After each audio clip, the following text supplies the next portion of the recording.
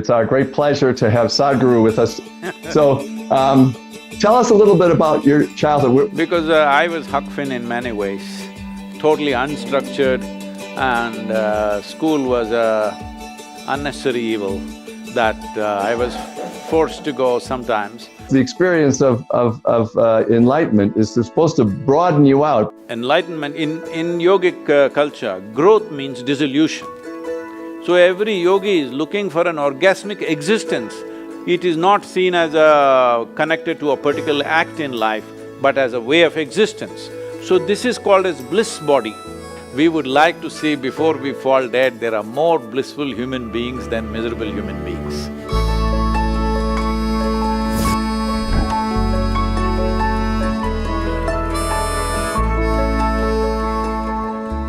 There's a story about Socrates that the Delphic oracle told somebody from Athens that the wisest man in Athens was a man named Socrates. So the man went back and found Socrates and said, the Delphic oracle said, you're the wisest man in Athens. And Socrates said, that can't be true. But he thought about it, and after 10 years he said, well, it might be true. Everyone else thinks they know what they know, and I'm the only one who knows I don't know what I know. That's great. I think Socrates was an Indian. Well,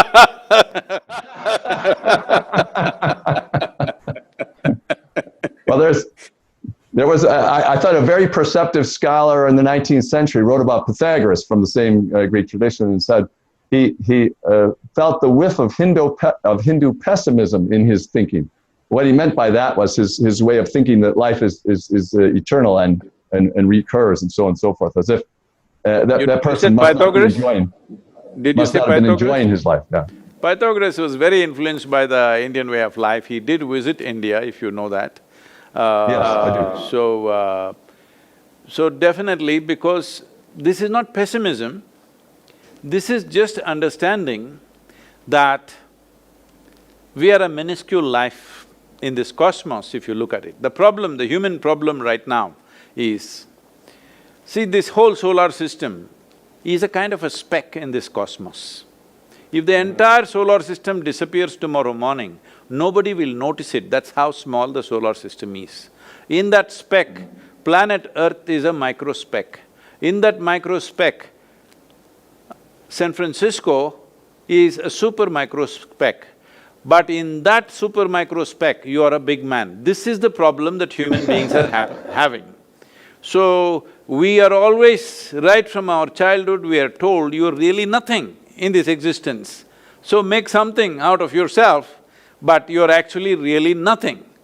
And because you will be here and you will be gone after some time, countless number of people like this have come and gone, and there is no any footprint of them anywhere in the world.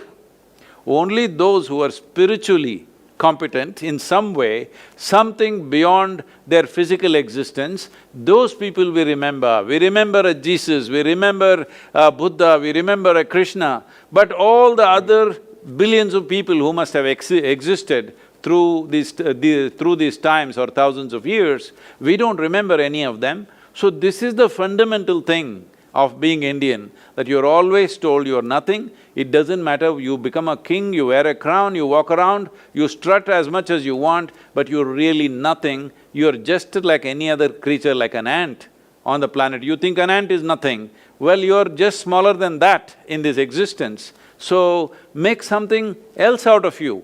Unless you go beyond what is your physical structure and psychological structure, nothing significant will happen in your life. This is the fundamental of the yogic ethos.